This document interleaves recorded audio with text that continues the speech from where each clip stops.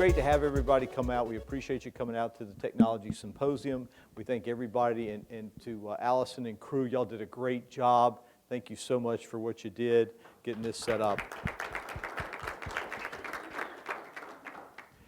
Lots of great information. Anybody a little overwhelmed? I learned a ton. Thank you, Sid. I set up all kinds of cool things this afternoon. My team will be thrilled. Because isn't that what happens when we come to a technology event or any kind of event in our world, right? Your staff is sitting back at the office going, oh no, they're at a conference. Oh boy, what's going to happen tomorrow? And what is going to happen tomorrow? And that's kind of the extent of what George and I wanted to cover today. Yeah, you can flip past that. They know who we are now. So we wanted to talk about some ideas around successful implementation. And I think for me, the biggest takeaway is now's when the hard work begins. Because you guys have heard a ton of amazing information, a ton of great detail. You've met with a bunch of great vendors that have given you ideas to take back and see if you can implement them. But you kind of need a strategy. So we wanted to break it down into a couple of key steps. And the first real step in that is to talk about change. Because everybody loves to change, right? Right? Anybody led a change initiative in your office lately? How'd that go? Everybody jumped right on board and was excited, right? The challenge with change is we have to create a culture of change in our organizations because the only constant these days is change. And I think you can probably agree with that after hearing all the things that you learned today. So the ability to go back and get the team excited because, yeah, you know what? I learned some new stuff. We have some really neat opportunities. I learned lots of things I didn't know. So let's go think about change in terms of it being the constant. And it's not, you know, a rip one system out and put one system back in. It's an incremental opportunity to improve every single day and just do a little bit better every single day. So when I say the hard work begins because we do have to overcome that tendency. We have to work on building that culture. And so, George, we're going to talk a little bit about culture, and you're going to talk a little bit about the strategy that drives the culture. Absolutely. And one thing I'll say about the change piece is you really need, as you're working on technology solutions, to go back and you need to get staff buy-in. And management needs to also direct. So in some instances where I've been out working with agents, management may come in and say, hey, we're going to do this particular system, and we go to put this particular piece in, and then the staff are like, we don't want to do that. Okay, and they revolt or they turn it down and they say, we're not going to go that way. So you really need to get that buy-in. That's important as you go through that process and you evaluate systems, is to have them look at the system with you. Get the buy-in up front so then you don't have the resistance later on. So we're going back to culture. So we're going to talk about, you're going to flip the slide. Okay, I did. We've rehearsed really okay, heavily. So the big thing here is, you know, as you think about the changes that you want to adopt, again, you saw some cool stuff. Does it fit with your strategy? And I think the thing to really keep in mind is if you haven't taken the time to develop that strategic plan for your organization, how is technology playing into it? You're not in a position to answer that question because, you know, as they say, if you don't know what road you're taking, anyone will get you there, right? That's so, right. Hey, Kitty, let me add to that. So Jack, you saw what Jack did this morning, right? He did the onboarding process, and he put up a whole flow chart of how that was going to work. He had all the different pieces he was going to work on as he went through that flow chart to get to the end result. So he knew exactly what he was looking for, and he built that out. So as he's looking for pieces that fit into that, that technology is strategic. It's got to fit into that workflow. If it doesn't, there's no need to even look at the technology. So as you're looking at technologies, don't just buy the technology to buy the technology. It's really, is it strategic? Does it help it get you to the goal that you're trying to obtain? So you noticed that he had chat features in there. He had other things in there that he was using. He had the Loom video piece in there to do a video piece, and that's great for a welcome email for a customer coming on board. So that technology is strategic to the goal. And, it's got to be a step-by-step process. I think back, a little story, I grew up in a family-owned agency in a small town, and we didn't have, it was BC, before computers. And I remember I was hired as a high school student in our agency to get licensed to become the extra CSR as we hand-loaded all of our stuff into our shiny brand new management system.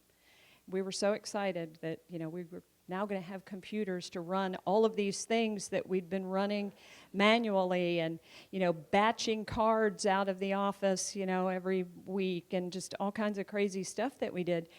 And what I realized many years later, as I got involved in helping agencies observe workflow, install new processes, look at technology, look at optimizing workflow and efficiency and all of that productivity, profitability stuff that we talk about all the time.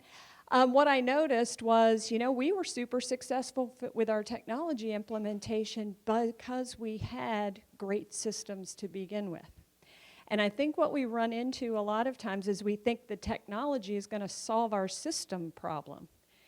And that's not usually the case unless you have got some really good ideas around what your processes and procedures are already. Now, what you can do is tighten them up. What you can do is automate pieces of them. What you can do is trigger next action steps and make the workflow very comprehensive, seamless, and consistent.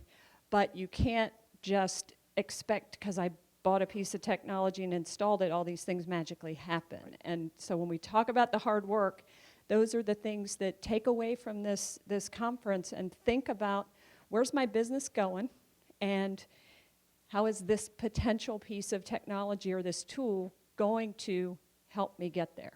So we had some actual tactics around the whole idea of tactics that drive strategy. So let's see what we have here.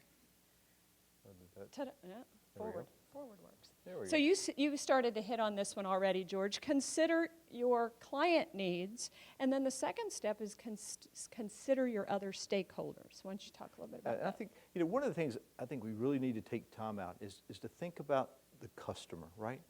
What does the customer expect from us? And we have to think about it in a different light, because don't think about it as another agent. We need to think about it from the Amazon experience, right?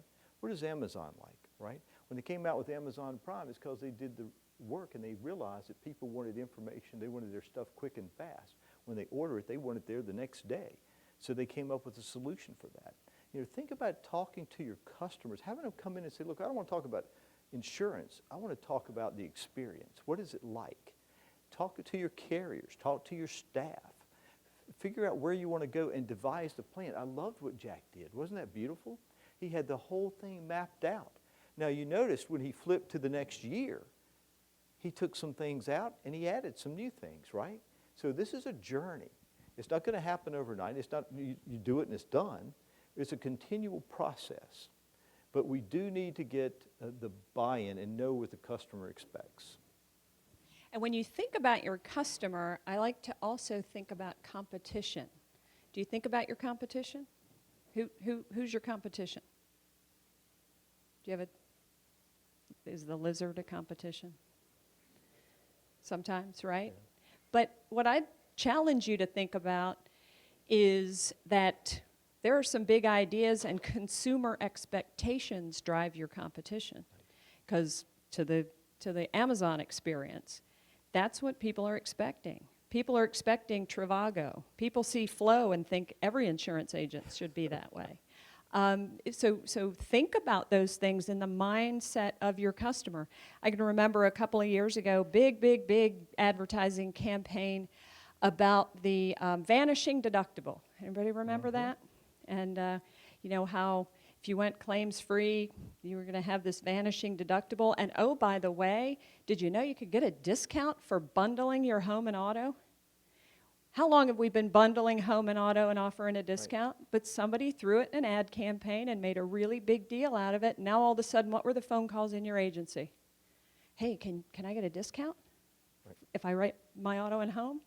Again, very basic stuff, but we've got to think like the consumer, and we also have to think like the experiences that other businesses are driving our consumers to expect, and then think about, hey, how can I structure my business to deliver that positive experience and deliver the results that a consumer is expecting? And you got some ideas on how to do that this session, didn't you? I mean, think about the Facebook ads. Think about the pixel and being able to capture the people that are hitting your website and following up. And, you know, yeah, it's kind of creepy because you're stalking them. But, I mean, but it works. It works because you're able to customize that experience. That's great. And comparing options and solutions. Yeah, let's talk about comparing options and solutions. So one of the things I really talk about is when you figure out what you're trying to do and you figure out the feature set that you're looking for in a particular solution, you know, I like to make a whole spreadsheet of what those features are. And then when I talk to the different vendors, I grade them on those, right? And go through that. And I talk to staff and I figure out what they're looking for. So when you're comparing this, you know, when a vendor comes in and talks to you, they're going to show you their product. But what you need to be prepared to do is to say, this is what I want to look for in a solution. It's very important that you know what that is before you even call the vendor, because you don't want to waste their time. So if you do this, you'll have a much better experience by making sure you take the time up front to look for the things that you need in a particular solution. Yeah, and then think about it in two buckets, to George's point of the spreadsheet. So the first bucket is the absolutely must-haves. You know, that if Right. this product doesn't deliver this solution as a replacement for this option over here, my staff is going to completely revolt. Those are must-haves. And then you've got some behavior change work to do too. But then the second thing is the nice-to-haves, and then you can kind of grade those out.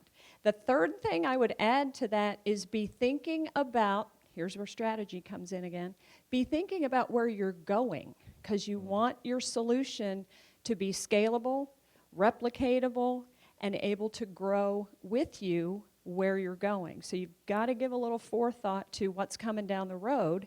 And when you're interviewing these vendors, think in terms of, hey, where are they going? Where are they positioning themselves to be on the solutions that they're building out so that they can grow along with you? I venture, I guess, you do the same with your insurance companies when you're selecting insurance markets. You want to know what they're going to be positioning themselves to do more of, which programs they're going to be supporting, which niche markets you're going to be able to adopt as a result. So I encourage you to think about technology in that same vein about how is this vendor going to be my partner in helping me grow my business. And that ties into then our fourth little point here is around committing to budgeting, to training, and to ongoing education. Yeah, and I think to that degree, Kitty, we get to the solution set, and we really need, before we finish up with the contract with the vendor, we need to really talk about how is this going to be implemented, and what's the training process for this particular solution. And that's key, because usually when you take that solution, you put it into the agency, there's a period of training there. Maybe it's a week, maybe it's 2 weeks, maybe it's a day, and then it's done. And there's no more training after that. But there's really continual training. There's updates to products. There are other things that come out in the solution set that you need to review. I've been into agencies before where we've gone in and they're looking for, in the past, they're looking for a document management solution. And little did they know that in a release of the product, they received that. They just didn't know it was in there. So we really have to take the time, read the release notes, make sure we've got the training for the staff, and everybody knows how to use the tool, because if you don't train the staff, it's not going to work. Great. It reminds me, if you think back to, I'll never forget when we first installed a fax machine. I know some of you people don't even know what a fax machine is, but that was cool new technology, quite a few years ago. And I'll never forget, the fax machine would ring and the whole office would run over to the fax machine to watch stuff come out. And like, well, now we have the same thing happen with a scanner, right? And all of a sudden, this beautiful PDF comes out. How does that happen? So it is amazing to watch the evolution. One of the days I have started to hate is Tuesdays. Does anybody know what happens on Tuesdays? Yeah, I was going to say lotto. That's exactly what I was thinking. I would love Tuesdays then if I won. But think about Microsoft's release cycle. Does anybody have Gremlins on Tuesdays? Or are they just in my house and my computer? Because it seems that we're constantly having to adjust and realize that updates are happening around us all the time. And sometimes those releases create a little blip in the road. And I know 2 weeks ago I spent half my day reconfiguring software because of a release. It makes you want to just go completely crazy, which kind of is our next picture, because it's my favorite picture. Not a personal picture, but a good picture. I feel like this some days. But again, as we think about implementing technology and doing it in a organized, intentional fashion, realize that as new things evolve and come into play, you have to step back and reevaluate a little bit. You have to look and say, hey, are there some steps to our process now that can go away because they're included, they're automated, maybe they're already happening. Maybe I like to think about download and using a new company's download and all the neat new things that just came in. Maybe there's alerts now, so I don't need to go out and check the company website because they're coming right into me. So I always have to be monitoring our workflow and our processes so that we're adapting and adjusting to the new things that just show up. You also have to be mindful of the things that stop showing up. I'll never forget that we had an agency and we went, we had a company that turned off the paper. And I was like, well, that's cool. We're not getting cancellation notices anymore. We must be doing a pretty good job. Didn't know they'd turned off the paper. Didn't know. And I called our marketing person and I said, when did this happen? Well, we sent an email to the agency owner, who I don't even think read email. And so that was problematic. So how are you staying connected to these changes that are potentially going to have some real impact on your business? So those are all things to keep in mind as you're implementing new things. Where are we going? How are we going to get there? And then how am I going to keep up with how to keep this shiny new toy polished and working optimally? That's good. And we appreciate everybody being here today. I want to just key this one more time. As you're going through this, looking at this from the perspective of implementing new strategies, make sure it's going to fit your goal first. We want to make sure it's going to fit the goal and it's going to work. Not just get it because you think it's really cool, okay, but you need to have a reason and it needs to fit in that strategy. I absolutely loved what Jack had up there with the flow chart and everything in there. Thought that was fabulous. I know he had to leave, but I'll pat him on the back for that. That was well done. When you go look at the solutions, make sure you know what you want to see in the solution when you look at the vendors and you're mapping that out and you're having your staff as a buy-in to come in with you and to work on selecting the solution that's going to fit, and then put your tactics in place. And of course, continue to train, and there is constant change in this industry. So as you hire staff, make sure they know that and make sure they're on board.